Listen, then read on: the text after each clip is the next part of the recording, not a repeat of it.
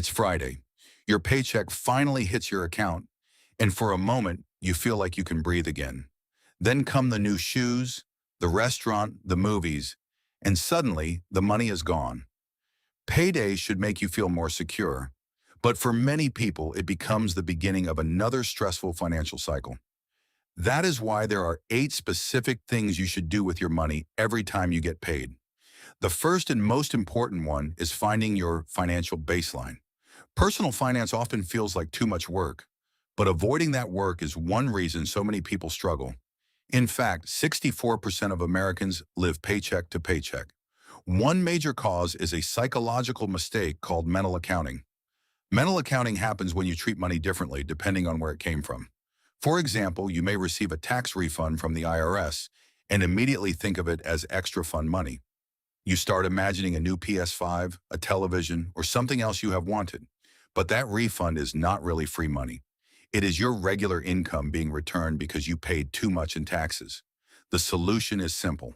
Open a spreadsheet and write down every monthly expense, including rent, internet, groceries, and every small recurring purchase. Then remove everything that is not essential. What remains should include housing, groceries, insurance, utilities, internet, electricity, and your phone bill. Ideally, housing should remain below 30% of your income, while food, insurance, and utilities should each stay near 10%. That final number is your financial baseline, the absolute minimum you need to survive each month. Your goal is to keep it below 50% of your total income. If it is higher, look carefully for expenses you can replace with cheaper alternatives. Now that you know your financial baseline, imagine having enough money in your bank account to cover 6 full months of essential expenses. Think about the freedom and peace of mind that would give you. If you became sick, lost your job, or suffered an injury, you would know that you could still survive financially. That is exactly why an emergency fund is so important. Murphy's Law tells us that anything that can go wrong eventually will go wrong. Without emergency savings, one unexpected event could force you to ask your parents for money, use a credit card, or take out a loan that pushes you even deeper into debt. As many as 56% of Americans cannot afford an unexpected $1,000 expense, while 22% have no emergency fund at all. I remember getting into a car accident when I was 20 years old. The repairs cost about $5,000. Without emergency savings, I might have needed a loan, and after interest, that $5,000 accident could easily have cost more than $7,000. Your emergency fund should generally cover 6 months of your financial baseline. If your baseline is $3,000 per month, your target should be $18,000. But this money is not for a wild night out, a vacation, or a sudden pineapple pizza craving. It should only be used when everything truly goes wrong, such as when your home floods, you become stranded with no other options, or your life reaches a genuine crisis. Once your emergency fund is fully built, immediately move on to the next step. Once your emergency fund is in place, the next priority is paying off high-interest debt. Around 77% of American adults carry some form of debt, and over time, many people have simply accepted it as normal. Maybe the debt came from buying luxury clothes to maintain a lifestyle you could not really afford. Maybe you financed new furniture even though you could have found something cheaper online. Whatever caused it, debt can quietly strangle your monthly income. When hundreds of dollars are going toward credit cards, car loans, and other payments every month, there is less money available to save or invest. That is why paying off high-interest debt can have a much bigger impact than cutting out avocado toast or iced coffee. Eliminating expensive debt can save you thousands of dollars in interest and fees. Consider a credit card balance of $6,500 with an interest rate of 19.5%. If you make only the minimum payment of $130 per month, it could take 8 years to pay off. During that time, you could also pay nearly $6,000 in additional interest. So what is the best way to escape high-interest debt? The first option is the avalanche method. With this strategy, you focus on the debt with the highest interest rate first. That usually means credit cards, payday loans, car loans, or anything charging 10% interest or more. Once the highest interest debt is gone, you move to the next one. Mathematically, this is the cheapest and most efficient approach. The second option is the snowball method. Instead of focusing on interest rates, you begin with the smallest balance. Because smaller debts can be eliminated more quickly, each payoff creates momentum and gives you the motivation to continue.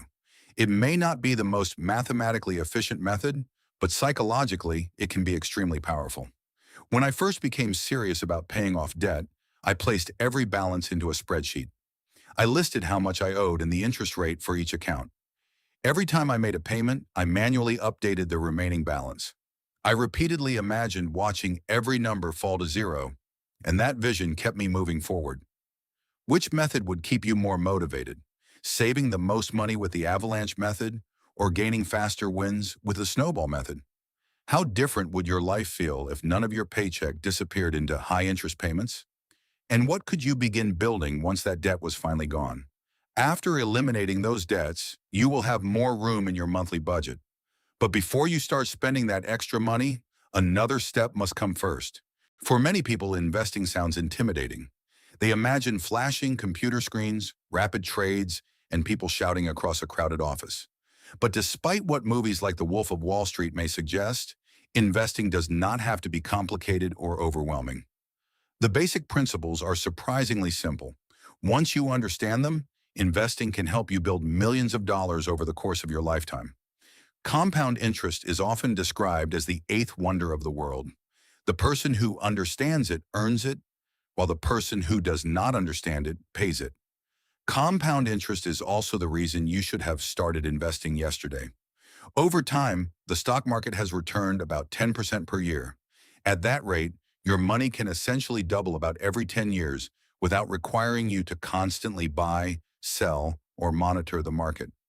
Imagine investing $6,000 every year from age 25 until age 65 and earning an average annual return of 10%. You could finish with more than 2.7 million. But if you chose not to invest and simply kept that same money under your mattress, you would end up with only $240,000.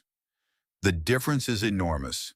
It could completely change the way you live, the choices you can make, and the financial freedom available to you later in life. Investing is not about becoming rich overnight. It is about giving your money enough time to grow. The earlier you begin, the longer compound interest can work in your favor. But knowing that you should invest is only the beginning. Where should your money go first? Should you use a taxable brokerage account, a 401k, a Roth IRA, or another type of account? Choosing the correct order can help you increase your returns while reducing the amount you lose to taxes. For most people, the first investment priority should be a 401k, especially when an employer offers matching contributions. That match is essentially free money. Suppose you earn $90,000 per year and your employer matches up to 3% of your salary. If you contribute enough to receive the full match, your employer will add $2,700 to your retirement account. Turning down that match would mean leaving thousands of dollars on the table. A traditional 401k can also reduce your taxable income. For example, if you earn $90,000 and contribute $10,000 to your 401k, you may only pay income taxes on $80,000 instead of the full $90,000. You are building your retirement savings while lowering your current tax bill. After contributing enough to receive the full employer match, the next account to consider is a Roth IRA. Unlike a traditional 401k, Roth IRA contributions are made with money that has already been taxed. This means you first pay taxes on your income and then deposit part of that money into the account. The major advantage is that qualified earnings can later be withdrawn tax-free. A Roth IRA also gives you more flexibility because you can generally withdraw the money you personally contributed without taking out the investment earnings. Even though it is designed as a retirement account, that access to your original contributions can make it feel less restrictive. After taking advantage of your retirement accounts, the next place for your extra investment money is usually a regular taxable brokerage account. It does not offer the same obvious tax advantages as a 401k or Roth IRA, but it still gives you a practical way to invest additional money for the future. Across all of these accounts, the strategy focuses primarily on low-cost mutual funds held for the long term. Long-term investing means you are not checking your balance every day, every week, or even every month. You invest, make sure your plan is properly set up, and review it perhaps twice a year instead of panicking whenever the market begins to fall. The biggest challenge with long-term investing is not understanding the basic strategy. It is controlling your emotions when the market begins to rise and fall. Many people cannot tolerate seeing the value of their investments decline. When the market starts looking uncertain, they make one of the worst financial mistakes possible, trying to time the market. Market timing happens when you stop investing or pull your money out because you believe prices may fall further. You then wait on the sidelines, hoping to invest again at exactly the right moment. There are two major problems with this approach. First, no one knows whether the market will move higher or lower next. Even professional economists regularly make incorrect predictions about future crashes. Second, even if you successfully sell when prices are high, you must make another correct prediction. You still need to know exactly when to put your money back into the market. Being right once is difficult. Being right twice is even harder. A strategy supported by mathematics and historical data is much simpler. Invest a fixed amount of money consistently every month, regardless of whether prices are rising or falling. This approach is called dollar cost averaging. Suppose you invest $300 in a volatile company over 3 months. Its stock costs $10 per share during the first month, $5 during the second month, and $20 during the third month. By investing $100 each month, you purchase 10 shares in the first month, 20 shares in the second, and 5 shares in the third. After 3 months, you own 35 shares purchased for a total of $300. Your average cost is approximately $8.57 per share. That is not as cheap as investing everything at $5 per share, assuming you could somehow predict the future. But it is also far better than investing everything at $20 per share. When prices are low, your fixed contribution buys more shares.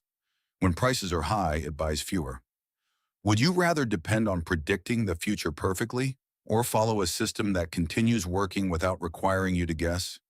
How much stress could you remove from your life by investing automatically instead of reacting emotionally to every market movement? And what could you focus on if you no longer spent every day worrying about stock prices? Once your investments are working consistently, the next step is learning how money can help you recover something even more valuable than wealth: your time. When it comes to life, time is the most valuable resource you have. It is the one thing you can never earn back, replace, or purchase more of once it is gone. At the end of the day, it does not matter how much money you save or invest if you never have enough time to enjoy your life. This is where a concept from economics called opportunity cost becomes important. Opportunity cost means that every time you choose to do one thing, you are giving up the chance to do something else. Imagine spending 3 hours on a Sunday washing the floors, cleaning the windows, and taking out the trash. Now imagine that instead of doing those chores, you spent those same 3 hours working on a side hustle. If you could earn $90 during those 3 hours and hire someone to clean your home for $30, then doing the cleaning yourself may not be the best use of your time. By outsourcing the task, you could keep the $60 difference, invest it, grow your money, and eventually buy back even more time for the things you truly enjoy. Start by writing down the tasks you absolutely hate doing. It could be cleaning a toilet, mowing the lawn, or driving 40 minutes to buy groceries. Next, calculate how much time each task takes. Then ask yourself how much money you could earn during that same period if you were working on your side hustle instead. Finally, compare that number with the cost of hiring someone else to complete the task. Putting all of this information together can help you decide whether it makes more financial sense to outsource the work or continue doing it yourself. The goal is not to pay someone else to handle every responsibility in your life. It is to understand the true value of your time and use your money in a way that allows you to spend more of it doing the things that matter most. But even after building an emergency fund, eliminating debt, investing consistently, and using money to recover your time, there is still one final step that ties everything together. For a long time, I handled every part of my financial life manually. I paid my bills one by one, transferred money into savings, and made each investment myself. The problem was that this routine required time, attention, and mental energy every single week. Psychologists call this decision fatigue. The more decisions you make throughout the day, the lower the quality of your later decisions can become. In the morning, you may make one smart choice after another, but by the evening, after making thousands of decisions, you may be more likely to buy something you do not need, such as an expensive pair of headphones, a random gadget, or an overpriced stapler. The solution is to automate your finances so that the most important actions happen without depending on your mood, memory, or willpower. Start by having your paycheck deposited automatically into your checking account. Then set up automatic transfers that divide the money between two main accounts, a spending account and a savings account. Your spending account should cover your fixed monthly bills and essential expenses, including groceries, gas, utilities, and other regular necessities. Because you already know your normal monthly spending, you can also create clear limits for non-essential expenses, such as restaurants, movies, and clothing. At the end of the month, automatically transfer any money left in the spending account into your savings account. From there, the money in your savings account should move toward whichever financial step you are currently working on. It may go toward building your emergency fund, paying off high-interest debt, investing, or buying back more of your time. Once this system is in place, you no longer need to constantly wonder whether your bills were paid, whether you transferred money into savings, or whether you invested that month. The system handles those decisions before you have the chance to forget, delay, or spend the money somewhere else. Every time you get paid, remember the complete routine. Find your financial baseline. Build your emergency fund. Eliminate high-interest debt. Begin investing. Prioritize the right investment accounts. Invest consistently through market movements. Use money to buy back your time. Then automate the entire process. But even when you follow every step correctly, you may still feel as though you are not doing well financially. That feeling may not reflect reality. You could already be making more progress than you realize.